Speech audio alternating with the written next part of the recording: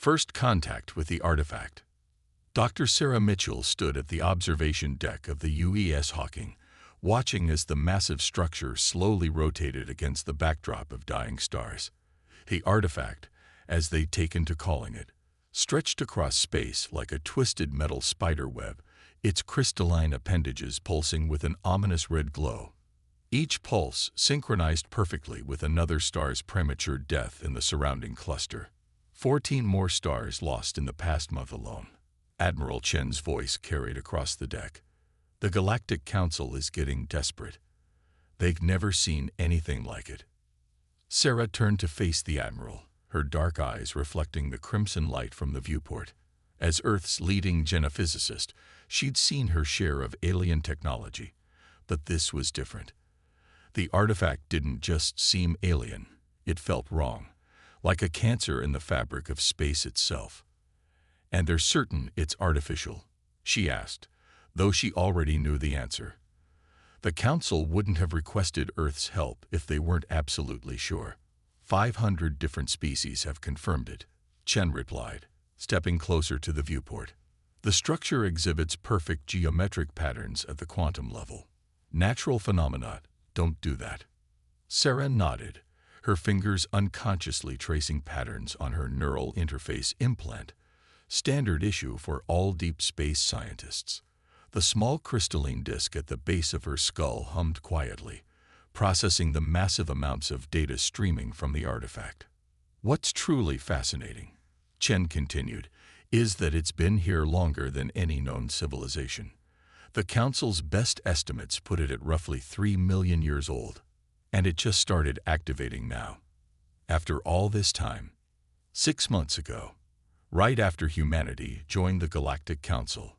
Chen's expression remained neutral, but Sarah caught the implication in his tone.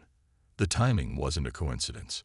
The ship's AI chimed in, its voice resonating through the observation deck. "Dr. Mitchell, the Council representatives have arrived. They're waiting in the conference room." Sarah straightened her uniform, a habit from her military days. Showtime. The conference room was packed with representatives from the galaxy's most advanced civilizations. The crystalline meridians sparkled under the ship's lights, their transparent bodies refracting patterns of thought across their surface. The gaseous Verkath swirled in their containment fields, their consciousness spread across clouds of intelligent particles. The mechanical Zentai stood perfectly still, their quantum processors calculating every possible outcome of this meeting. At the head of the table sat High Counselor Exthal, their biomechanical form a perfect blend of organic and synthetic components. When they spoke, their voice carried the weight of 10,000 years of civilization. "Dr. Mitchell, we appreciate Earth's quick response to our request. Though your species is young, your reputation for solving unusual problems has spread quickly through the Council." Sarah took her seat, acutely aware that she represented not just Earth, but all of humanity in this moment. "We're honored to help, High Counselor, though I must admit, I'm curious why you specifically requested human assistance." Exthal's bio-lights pulsed in what Sarah's translator indicated was amusement. "Direct, as your species tends to be." "Very well." They gestured, and a holographic display materialized above the table, showing detailed scans of the artifact. "We've sent 57 different specialist teams to study the structure. None have managed to even interface with its systems. But we've noticed something peculiar." The hologram zoomed in on one of the artifact's crystalline appendages.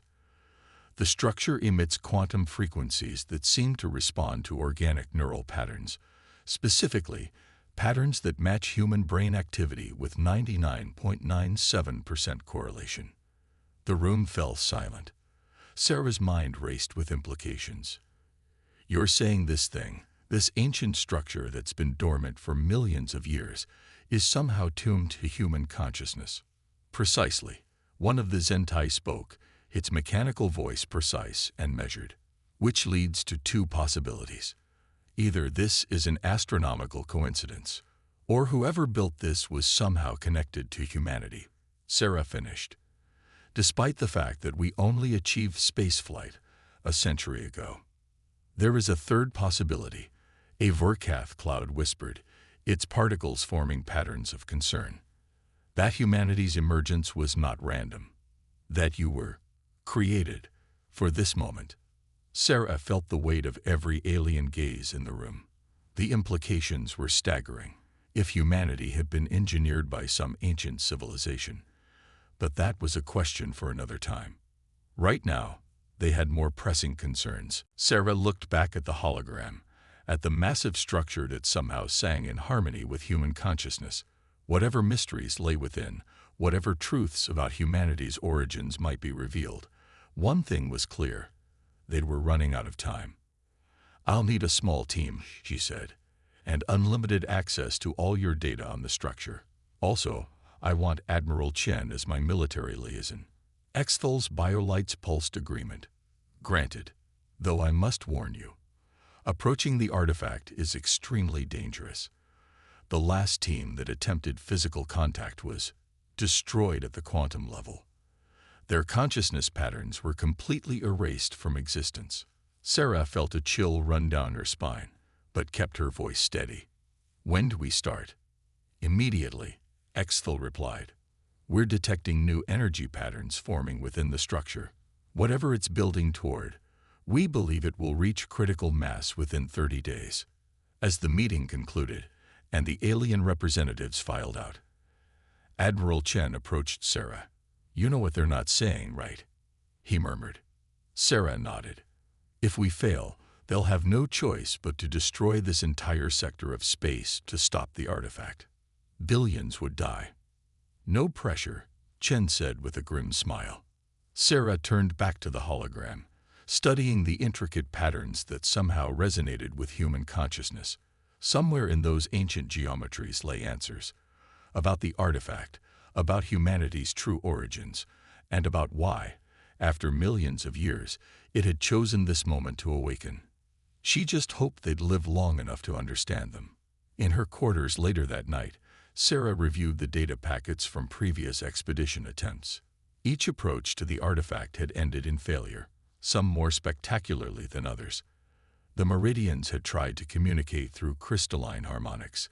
Their ships were reduced to atomic dust. The Verkath attempted to merge their particle consciousness with the structure's energy field. They were scattered across 11 dimensions. The Zenti's quantum computers had crashed just trying to process the artifact's basic operational patterns. Yet human brainwaves made it sing. Sarah's neural interface hummed as it processed the artifact's emissions. The patterns were complex, but not random. They reminded her of something. Music, perhaps. Not the mathematical precision of alien harmonics, but something more primal, more human. Her tablet chimed with a message from Chen. "Team assembled. Ready when you are." Sarah took one last look at the artifact through her viewport. Whatever waited inside that ancient structure, whatever truth it held about humanity's origins, they had 30 days to figure it out. Or the galaxy would burn. The language of stars. The artifact loomed before them, its crystalline arms casting crimson shadows across the UES Hawking's bridge. Sarah studied the readouts from her neural interface, trying to make sense of the patterns flooding her consciousness. 29 days remained until the structure reached critical mass, and they were no closer to understanding its purpose. "Energy signatures are stable," Lieutenant Rivera reported from her station. The young quantum specialist had proved invaluable in processing the massive data streams from the artifact. But there's something odd about the temporal harmonics. Sarah looked up from her displays. Odd how? They're anticipatory, like the structure is waiting for something, or someone. Admiral Chen entered the bridge, his face grave. "The Galactic Council is getting nervous. Another 3 stars went dark in the past hour. Whatever this thing is doing, it's accelerating." Sarah nodded, her fingers unconsciously tracing the neural interface at the base of her skull. The device had been buzzing constantly since they'd moved closer to the artifact, like it was trying to translate a language she almost understood. "We need to attempt direct contact," she announced. The bridge fell silent. Everyone knew what had happened to the previous attempts. The Meridian crystalline ships, the Vorkath consciousness probes, the Zentai quantum computers, all destroyed, their very existence erased at the fundamental level. The Council won't approve, Chen warned. They're barely tolerating our presence here as it is. Then we don't ask permission. Sarah pulled up the latest scans on the main view screen. Look at these patterns. They're not random destruction. They're following a specific sequence. The stars aren't being destroyed. They're being processed somehow. Rivera's hands danced across her console. She's right. Each star's energy is being converted into something else. But the quantum signatures are unlike anything in our databases. More importantly, Sarah continued, the conversion process matches human neural patterns. This thing isn't just compatible with our consciousness. It's speaking to us. We just need to learn how to listen. Chen studied the data, his military training warring with scientific curiosity. What's your proposal? A direct neural interface link. My implant is already picking up fragments of something. With the ship's quantum processors boosting the signal, I might be able to establish true communication. Absolutely not, Chen snapped. The risk is acceptable, Sarah interrupted. We're running out of time, Admiral. 3 more stars today. How many tomorrow? Next week. The Council is right about one thing. If we can't stop this, they'll have no choice but to destroy the entire sector. The bridge crew exchanged nervous glances. They all knew the stakes. Billions of lives across 17 inhabited systems hung in the balance. There might be a way to minimize the risk, Rivera spoke up.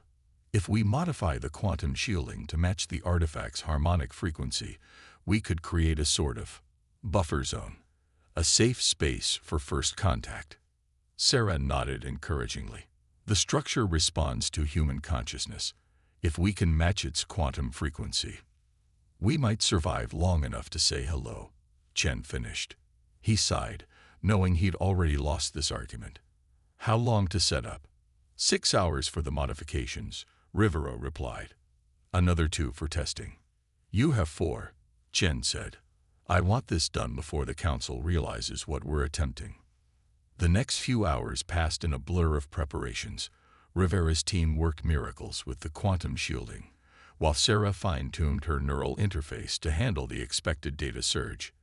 The artifact seemed to sense their activity, its crystalline arms pulsing with increasing frequency. Energy patterns are shifting, Rivera reported as Sarah took her position in the modified interface chamber. It's like it's reaching out to us.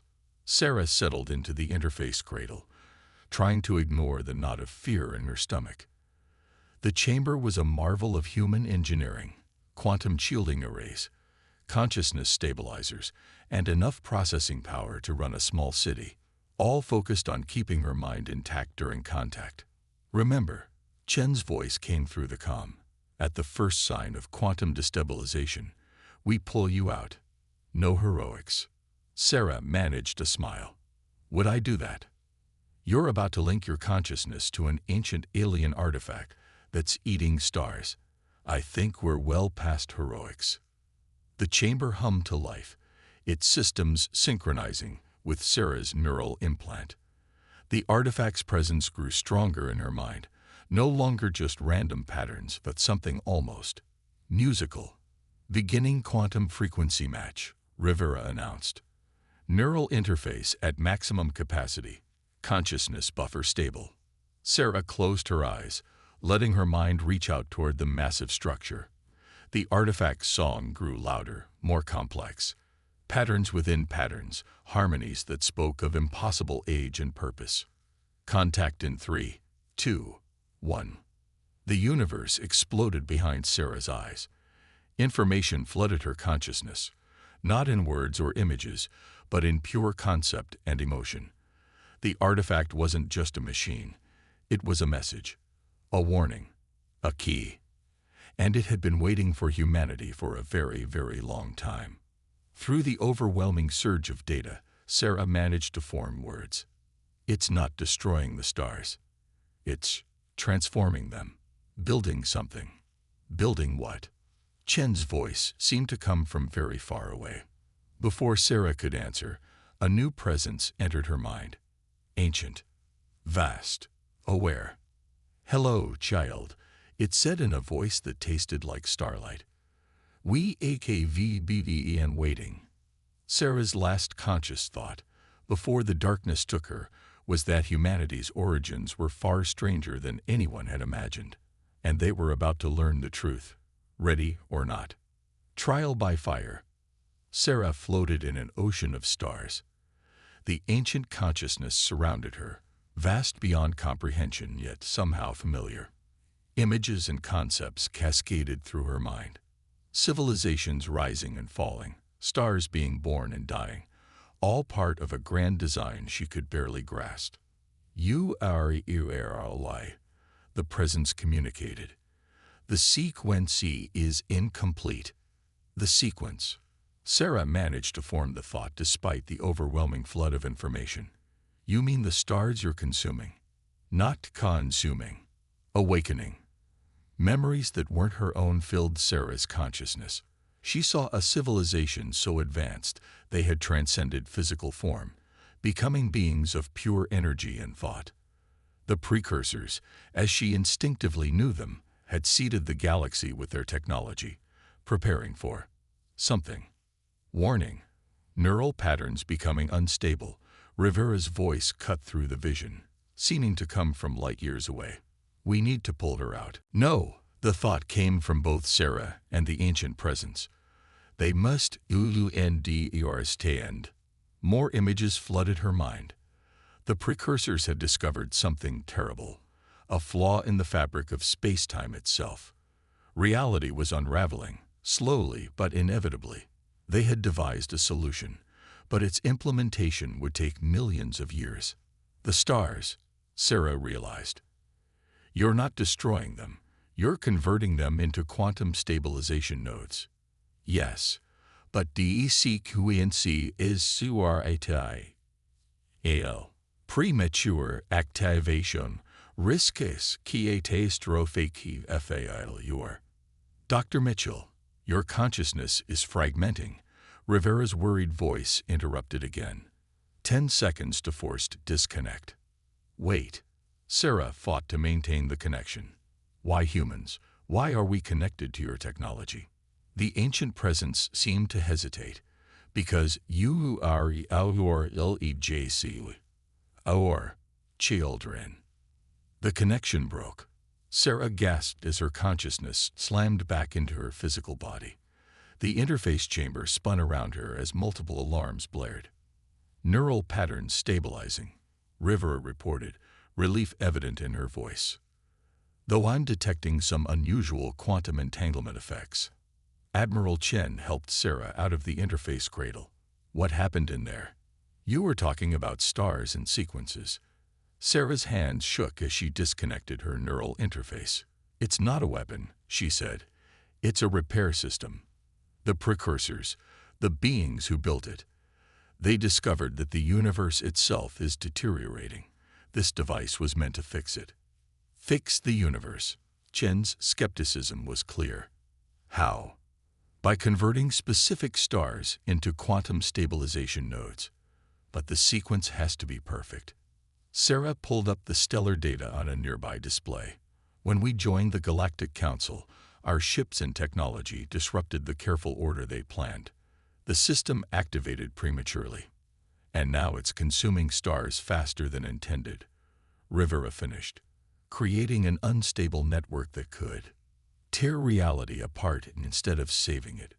Sarah confirmed, "We have to stop it, or at least slow it down until the proper sequence can be restored." Chen frowned. "The Council won't like this, especially the part about humans being created by these precursors." "The Council is already here," a new voice announced. High Counselor Exfil entered the chamber, their biolights pulsing with barely contained anger. "And you are correct, Admiral. We do not like this at all." Sarah's heart sank as she saw the security team accompanying Exfil, a mix of Meridian Crystal Warriors and Zen-T battle units. This wasn't a diplomatic visit. Your unauthorized contact with the artifact has put the entire galaxy at risk, Exthal declared. The Council has voted. We are implementing the containment protocol. This sector will be isolated and destroyed.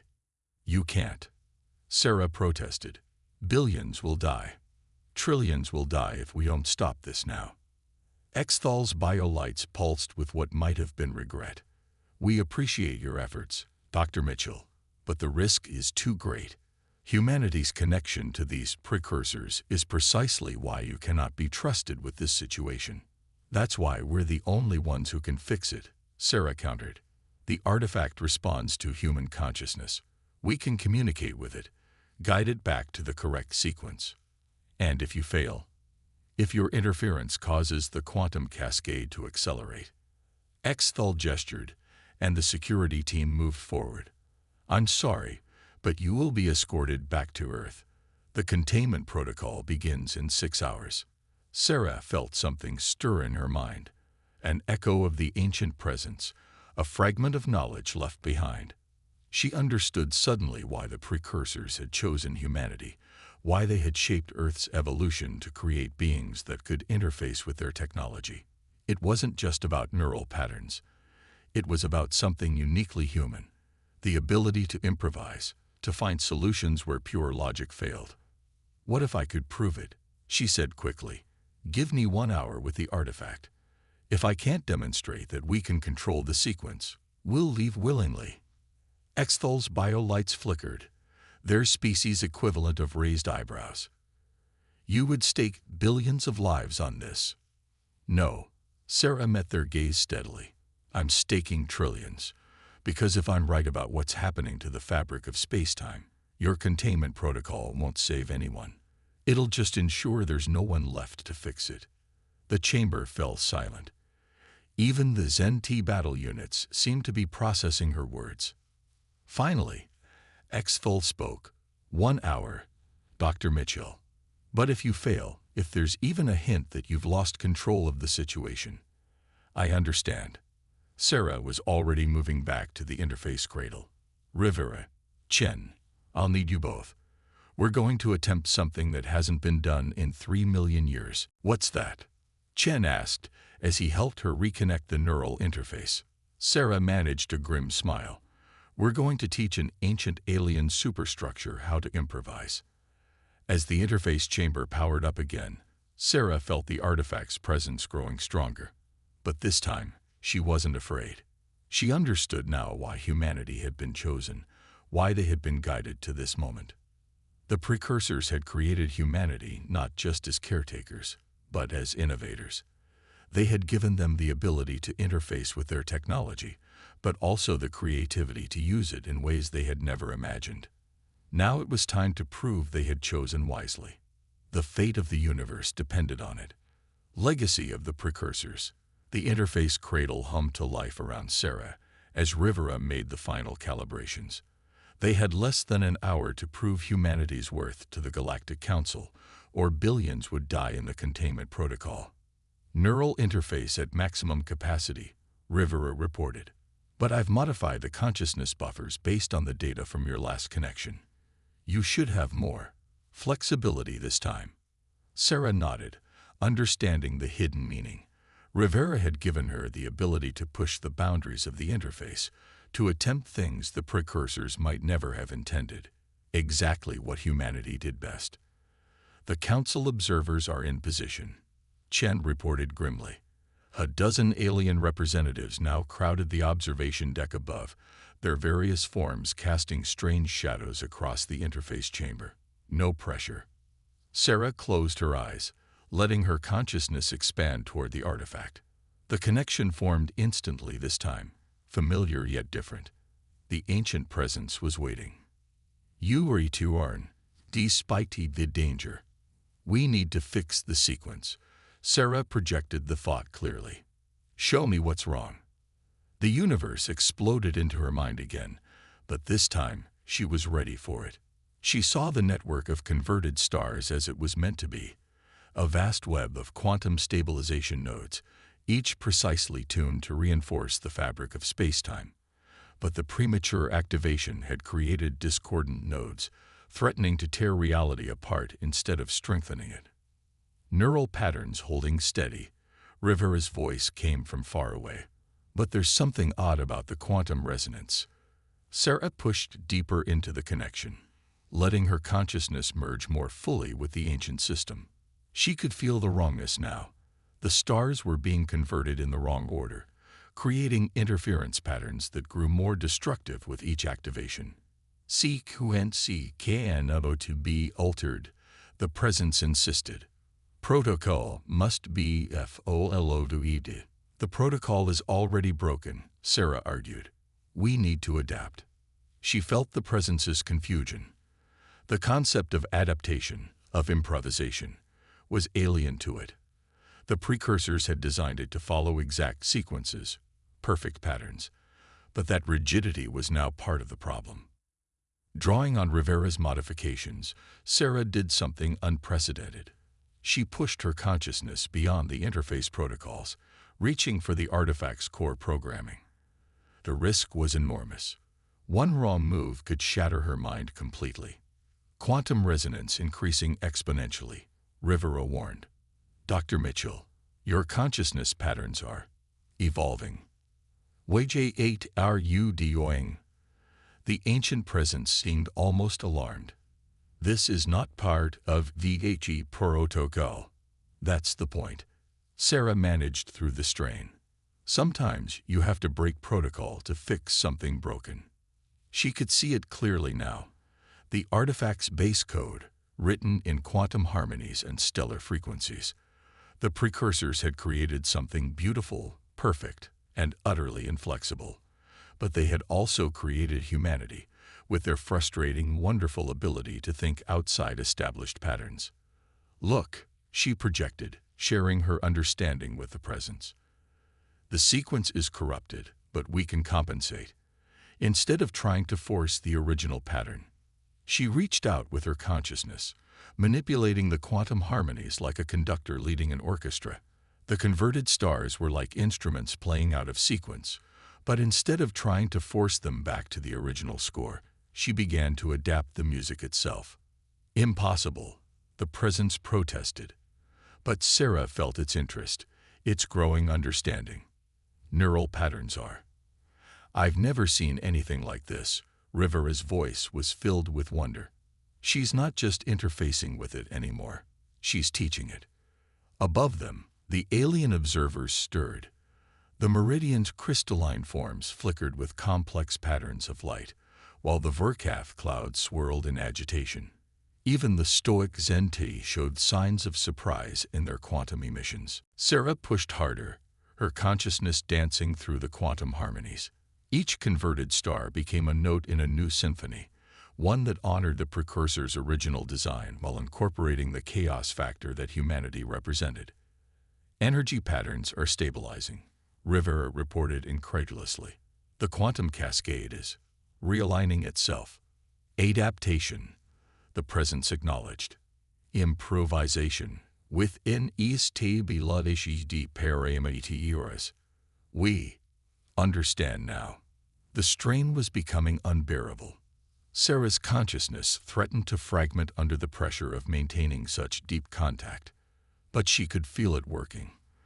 The discordant nodes were finding new harmonies, the destructive interference patterns transforming into constructive ones. 30 seconds, Chen warned. The council's deadline approached. With her remaining strength, Sarah sent one final thought to the presence. This is why they created us. Not just to maintain your systems, but to help them evolve. To find new solutions when the old ones fail. She felt the presence's acknowledgement, its acceptance of this new understanding. Then, just before the connection broke, it shared something unexpected, a memory from the precursors themselves. Sarah saw them as they had been. Beings of pure energy and thought, reaching across millions of years to shape humanity's evolution. Not because they needed simple caretakers, but because they had foreseen that the universe itself would need to adapt, to evolve beyond their original design. They had created humanity to be catalysts of that evolution. The connection severed. Sarah gasped as her consciousness returned to her body, every nerve ending screaming in protest. But she was smiling. Did it work? Chen demanded. Rivera's hands flew across her console. The quantum cascade has completely stabilized. The converted stars. They're forming new patterns, more stable than the original design. It's actually working better than before. High Counselor Extol's voice came from the observation deck. Explain, Dr. Mitchell. What exactly did you do? Sarah stood on shaky legs, supported by Chen. I showed it how to jazz. At their confused expressions, she elaborated. The precursors designed a perfect system, like a classical symphony. But when parts of the symphony get corrupted, sometimes you need to improvise. That's what humanity does best. We take established patterns and find new ways to make them work. And the artifact accepted this change. Exthal's biolights pulsed with skepticism. Better than that, Sarah said. It understood why the precursors created us in the first place. We're not just caretakers of their legacy. We're the next step in its evolution. They knew their perfect system would eventually need the ability to adapt, to find new solutions to new problems. She turned to the viewport, where the artifact's crystalline arms now pulsed with a steady, healthy blue light. That's humanity's real gift to the galaxy. Not just our consciousness patterns, but our ability to think differently, to improvise when the original plan fails. The council members conferred among themselves, their various forms of communication creating a strange symphony of their own. Finally, Exthal spoke. The containment protocol is suspended. It seems we have underestimated humanity's role in the galaxy's future. Sarah nodded, but she was barely listening. Through her neural interface, she could still feel echoes of the artifact's presence, and beyond it, hints of other systems waiting to be awakened. The precursors had left more legacies in the galaxy, more ancient technologies waiting for humanity's unique touch. They had work to do. Inheritance. 3 months after the quantum cascade crisis, Sarah stood before the full Galactic Council in their vast chamber on Europa. The assembled representatives of 5,000 civilizations watched as she presented her findings on the precursor network. The artifact we encountered wasn't unique, she explained, gesturing to the holographic map floating above the chamber. It was just the first to activate. There are hundreds more scattered throughout the galaxy, each waiting for the right moment in the sequence. The map highlighted dozens of locations where similar quantum signatures had been detected. Each point pulsed with the same steady blue light that now characterized the first artifact, what they'd come to call the Alpha Node. And you believe humanity is meant to activate them all? High Counselor Sthal asked. Their biolights had taken on a more respectful pattern when addressing humans since the crisis. Not exactly, Sarah replied. We're meant to help them evolve, just as we did with the Alpha Node. The precursors created a perfect system, but they knew perfection can become stagnation. They created humanity to be agents of controlled chaos, to help their technology adapt to changing conditions. A dangerous role, one of the Zentai representatives observed. Their quantum processors still struggled to fully comprehend the concept of beneficial randomness. Life is dangerous, Sarah countered.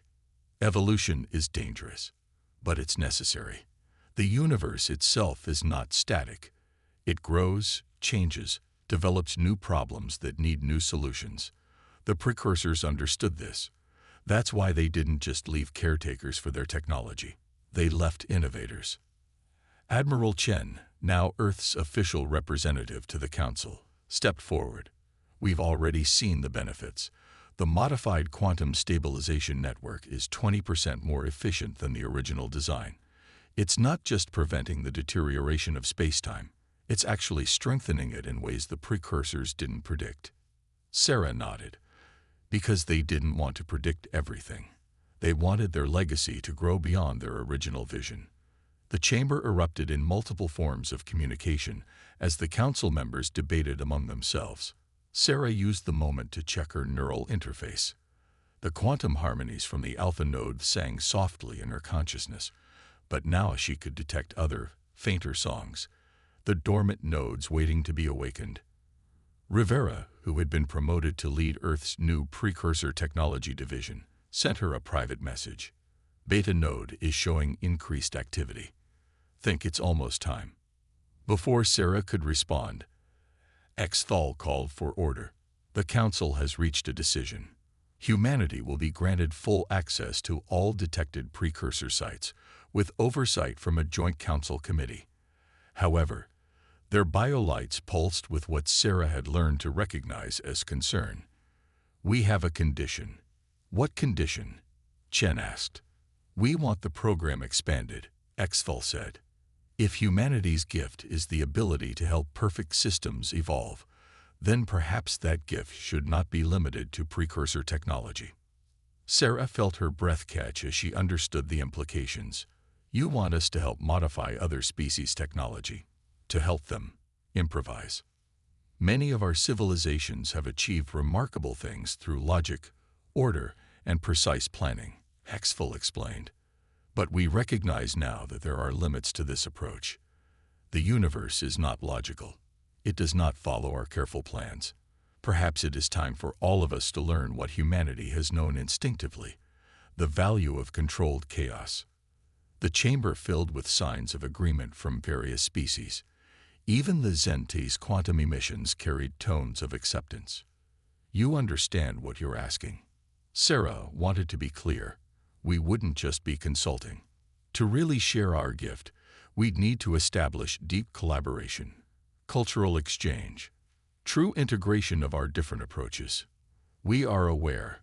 Xthal's biolights pulsed with something like amusement. "It will be messy, unpredictable, and occasionally frustrating. In other words, it will be very human. And that, we have learned, is precisely what the galaxy needs." Chen smiled. "I'll notify Earth's governments. I suspect they'll be quite interested in this proposal." Sarah turned back to the holographic map, watching the pulsing lights of dormant precursor nodes. Each one represented not just a piece of ancient technology, but a chance to prove humanity's worth, not as caretakers or servants, but as innovators and catalysts for change. Her neural interface hummed with the quantum harmonies of the alpha node, but now she could hear something else in its song. Pride. Pride in humanity's achievement, in their willingness to take the precursor's perfect system and make it even better through controlled imperfection. "Dr. Mitchell." Rivera's message flashed again. "Beta node's activity is increasing. We should prepare a team." Sarah smiled. The adventure wasn't ending. It was just beginning. Humanity had found its place in the galaxy, not as latecomers or children, but as the heirs to a legacy 3 million years in the making. A legacy that would grow and evolve in ways even the precursors had never imagined. Just as they had planned all along. "Tell the team to prep for launch," she replied to Rivera. Then, addressing the council, she said, "Distinguished representatives, if you'll excuse me, it seems the next node is calling. Who would like to come along and learn how to improvise?" The chamber erupted in a cascade of responses, different species volunteering to join the mission. Sarah caught Chen's eye and saw him grinning. They both knew this was just the beginning.